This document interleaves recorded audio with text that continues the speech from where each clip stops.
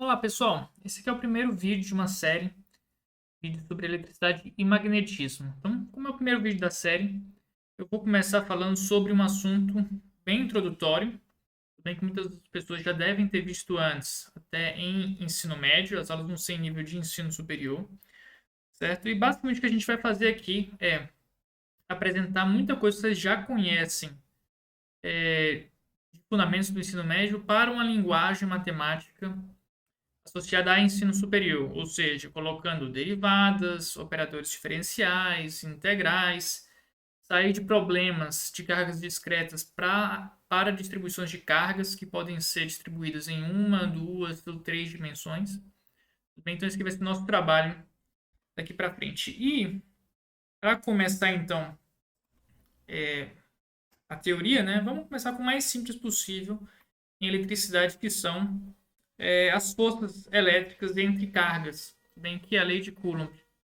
Então, basicamente, o que a lei de Coulomb diz, né, ela descreve para a gente como se comporta a força elétrica entre duas cargas em repouso. Tudo bem? Então, imagina que a gente tem aqui uma carga fonte, uma carga de tamanho maior, né, ela gera um campo elétrico, que a gente vai definir mais daqui para frente, e está numa posição R, aqui, certo? Um Rzinho de forma, e ela vai atuar em uma carga de prova, né, uma carga que a gente vai estar interessado em descrever o movimento dela, que é um Q2, né, traduzido aqui com um R'. Então, vamos colocar que esse R, né, é a posição da carga que gera o campo, vai atuar sobre uma outra carga em R', e o vetor posição que liga a carga fonte à carga de prova, a gente em geral vai escrever como esse R aqui caligráfico. Tudo bem? Então, essa aqui vai ser a notação que nós vamos adotar ao longo das aulas, sempre que possível. Tudo bem? Então, vai ser o R, né, para a carga fonte, o R' para a carga de prova e esse R caligráfico aí de uma a outra. Né? Não vou dizer que rigorosamente vou sempre usar isso, porque às vezes eu vou estar mais preocupado em com o conteúdo do que provavelmente usar a notação perfeita. Né? Mas, via de regra, essa aqui vai ser a notação que nós vamos utilizar. E aí, então, se perceba que tem uma notação vetorial desde o começo. Então, como é que a gente escreve a força elétrica entre as cargas 1 e 2? Né? Então, carga positiva também sempre vai ser desenhada com a sinal com a cor vermelha, né? E a carga negativa com a cor azul. Então, com essa notação aqui, a carga, a força que atua aqui entre essas duas cargas, né? Essa força elétrica é atrativa. Então, isso aqui é a força que 2 faz em 1, e essa aqui é a força que 1 faz em 2. Né? Então, são forças de mesma intensidade, mesma direção e sentidos opostos, né? Uma ação e reação da outra. E a gente vai escrever essa força aqui, que 1 faz em 2, né? Como sendo uma constante eletrostática, né? Que a gente vai escrever em termos da permissividade elétrica do meio, 1 sobre 4 π epsilon zero, esse pré-fator, multiplicado pelo produto das duas cargas elétricas, então a carga elétrica que dá origem a esses fenômenos elétricos e, portanto, a força é proporcional ao produto de cada uma delas. Né? A interação entre duas cargas, então o produto das duas cargas dividido pelo produto, né? pelo quadrado da distância, né? Vezes esse R chapéu. Então, esse R chapéu que dá a direção, né? Ele é o versor e dessa direção aqui que une Q1 a Q2. Então, se nós tivermos aqui uma carga positiva e uma negativa, esse produto aí é negativo entre Q1 e Q2. Então, se o R ele vai daqui para cá, né? Ele faz este caminho aqui da esquerda para a direita. Né? Quando eu tenho um produto negativo, eu ter esse sentido oposto. E vai estar, então, condizente com esse desenho. Então, assim que a gente escreve a lei de Coulomb em termos aí, vetoriais. Isso é uma opção com o versor, também uma opção bem comum que pode ser útil em determinada situação, né? Então, equivalente, você multiplica em cima e embaixo por R, o módulo de R. Então, se nós multiplicarmos aqui em cima e embaixo por R, certo? Então, o versor vezes R dá o próprio vetor, e o embaixo que tinha R ao quadrado vai ficar com R ao cubo. Então, pode parecer que depende do R ao cubo, mas na verdade você tem esse vetor em cima com a flechinha, não com o chapéu. Tudo bem? Então, é outra forma de escrever a lei de Coulomb em termos vetoriais. Certo? Uma coisa que é bem importante da gente falar, quando a gente está conversando sobre eletrostática no geral, é o princípio da superposição. Bem, então, isso vai ser fundamental para quase tudo que a gente for fazer daqui para frente. Né? Então, vale a pena a gente dedicar algum tempo a, a explicar um pouco mais em profundidade esse princípio de superposição. Então, basicamente, ele é um princípio que vale para fenômenos lineares como um todo, certo?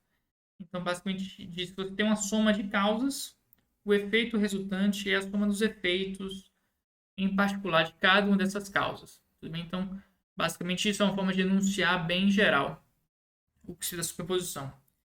E aí, para o caso discreto de cargas elétricas, né? Então, imagine que eu tenho um conjunto de cargas Q1, Q2, Q3, Q4, e vão todas atuar simultaneamente sobre uma determinada carga de prova que eu tenho aí, Qzão maiúsculo. Né? Então, se eu tenho Q1, né, eu vou ter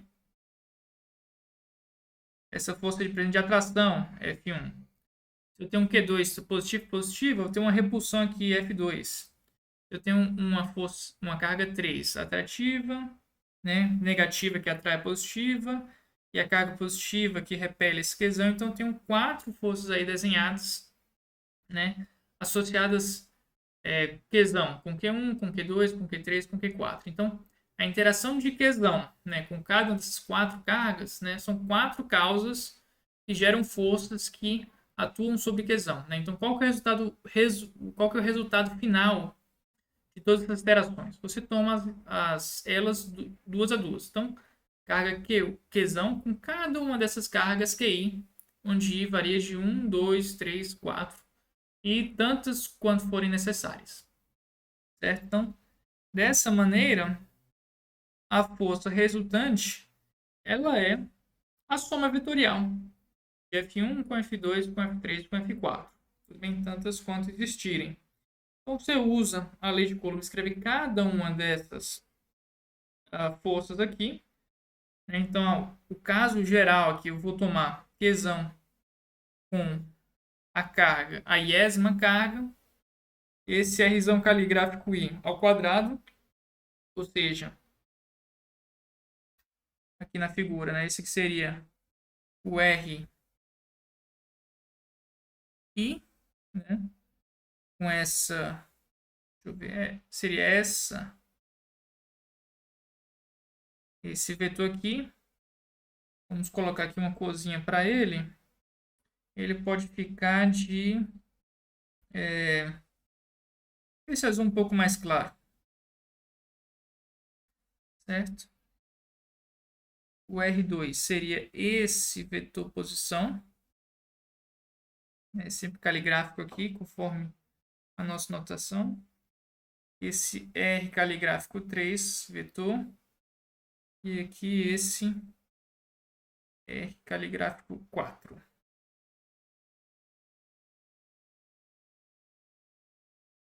E beleza. Tá, então eu tenho esses 4 vetores que eu posso escrever dessa maneira aqui. E vou basicamente fatorar o que tiver para fora. Então, fica esse Qzão sobre 4πε0, um pré-fator. E vou ter 4 termos que eu tenho que somar, uma soma vetorial. Isso vai me dar a força resultante sobre essa carga aqui de interesse, que é maiúsculo. Tudo bem? Então, nada de muito novo. Basicamente, isso eu só estou fazendo uma escrita em termos vetoriais com a notação um pouco mais rigorosa do que você pode estar acostumado ou não. Certo? Então, esse aqui é o caso discreto. O caso contínuo é um pouco mais interessante. Então, basicamente aqui a filosofia é a mesma, tá? Então, eu vou ter que somar os efeitos das diferentes causas que existem, né, as diferentes interações, e basicamente a diferença do caso discreto para o caso contínuo será o seguinte: eu vou trocar um somatório, né, um somatório aqui antes eu tinha 4 termos, por um somatório contínuo, que pode ser uma interpretação que eu faça de uma integral. Então, basicamente, essa saída de um somatório para o integral é o que caracteriza aí o caso contínuo. Então, basicamente, eu vou reescrever essa equação 2 aqui nessa 3. Então, eu tenho que integrar nesse ômega, que é todo o meu corpo carregado, certo? Que vai atuar sobre a minha carga quesão. E isso aí, eu vou ter que integrar em todo ele. Então, basicamente, eu vou ter aqui no meu caso, está tridimensional. Eu vou ter um, um elemento de volume dV com uma carga dQ e vai atuar nessa carga aqui, tesão, eu vou ter que somar em todo o corpo. E a soma desses efeitos vai me dar a força elétrica resultante. Essa é a distribuição à esquerda atuando sobre essa carga que à direita. Tudo bem? E aí, basicamente, você precisa de um pouco de intuição matemática e, na verdade, um pouco de cálculo vetorial. Então, você precisa basicamente descrever quem é esse elemento de carga, quem é esse dQ. Em geral, o que a gente faz sempre é um produto entre a densidade de carga com um elemento volumétrico. Em 3 dimensões, eu vou ter um volume tridimensional, né, e uma densidade volumétrica de carga. Em 2 dimensões, eu vou ter um produto sigma dA, onde sigma é a densidade superficial de carga e o dA é um elemento de área. Em uma dimensão, o meu dQ, meu elemento de carga, vai ser uma densidade linear de carga lambda multiplicada por um dx, um elemento de comprimento. Então, dependendo se o seu problema for 1, 2 ou tridimensional, você vai usar uma dessas 3 expressões. E sempre tentando explorar ao máximo a simetria do seu problema. Então, você pode usar, por exemplo, coordenadas cartesianas, coordenadas esféricas, coordenadas cilíndricas, dependendo de como for a geometria do seu problema. Tudo bem? Então, você vai uma coisa de caso a caso. E, de forma geral, quem manda, quem determina qual o melhor sistema de coordenada é a simetria do seu problema. Como um exemplo, a gente pode calcular a força de interação que existe entre uma barra, né? Então, daqui em vermelho, eu tenho uma barra de comprimento L e densidade linear de carga mais lambda. E eu pergunto qual que é a força de interação, a força elétrica de atração sobre uma carga pontual menos quesão, certo? Então, positivo com negativo, a gente sabe que a força deve ser atrativa, né? A questão agora é saber qual que é a intensidade dessa força, certo? Então, esse problema e vários outros problemas análogos, né, você vai resolver com 3 passos. Então, basicamente, você tem que identificar qual é o elemento de carga, certo? Quem é o dQ nessa história. Você vai calcular, então, o elemento de força da interação desse dQ com a carga de interesse, ou seja, você vai calcular o elemento de força dF, então, o diferencial de força vetorial. Tudo bem? E aí você vai basicamente integrar esse dF em todo o corpo. Então, com esses 3 passos, você calcula sempre qualquer tipo de força. E o que pode ser mais ou menos difícil, basicamente, é a geometria do seu problema. Então, vamos lá. Primeiramente, vamos identificar quem que é o nosso elemento de carga. Então, o meu dQ, ele vem de um diferencial aqui de comprimento, um dx.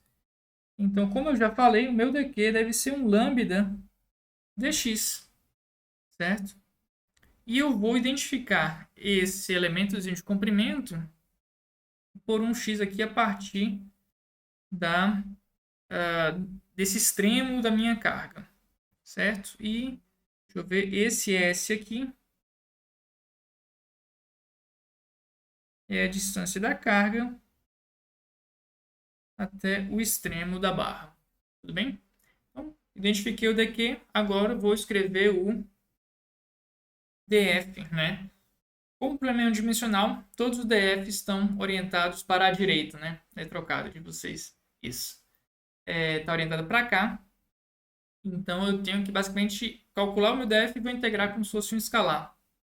Então, constante eletrostática, 1 sobre 4 πε, 0, né? E vou escrever a interação entre o meu Qzão e o meu dqzinho. Então, produto das cargas sobre a distância entre as cargas, né? S mais x ao quadrado. Basicamente, então, substituo o dq, o lambda dx, e eu tenho o meu elemento de força. Certo? Então, até aqui, como se fossem duas cargas pontiformes, né? O Qzão e o dqzinho.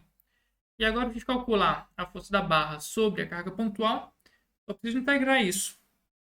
Vou integrar em todo o corpo, né? Então, o corpo vai ser basicamente descrito como esse x que tem que variar desde x igual a 0 até x igual a L, entre esses dois extremos. E se ele varrer todo esse intervalo, eu consigo varrer toda a barra. Faço essa integral de 0 até L. Tá? Então, a integral simples ser feita, basicamente vou ter coisa parecida com a integral de 1 sobre x ao quadrado, que é menos 1 sobre x. Não é exatamente x, né? Vai ser um u, que é um s mais x. Mas fora isso, nem a regra da cadeia vai me dar nenhum novo termo extra. Então, escrevo a integral. Está aqui. Calculo a integral à direita. Certo? Tenho esse termo aqui, que é o resultado da integral. E vou aplicá-lo ele nos dois extremos, em L e em S. Tá? Então, o primeiro aplicando em L vai me dar esse termo aqui. E o segundo em 0, menos com menos dá mais, vai me dar esse termo. Certo? Posso unir esses dois termos aqui, como um S, que multiplica S mais L embaixo. Em cima, quando eu faço a diferença das duas frações, aparece um L. Tudo bem? E essa aqui é a minha resposta do problema, a força de interação entre uma barra, né, e uma carga elétrica. Tudo bem? E aí, sempre que você for calcular, verifique sempre se a sua resposta ela tem uma sanidade, né? Se ela faz algum sentido físico. E aí os testes podem ser variados, né? Por exemplo, eu posso tomar o limite quando o meu S, distância da carga até a barra, é muito grande. E aí, nesse caso, é razoável que a barra ela fique parecida com carga pontiforme. Será que isso acontece? Sim. Eu posso, para o S grande, ver que isso aqui, essa fração, basicamente embaixo S mais L, ou S são a mesma coisa, então fica para aproximadamente L sobre S ao quadrado.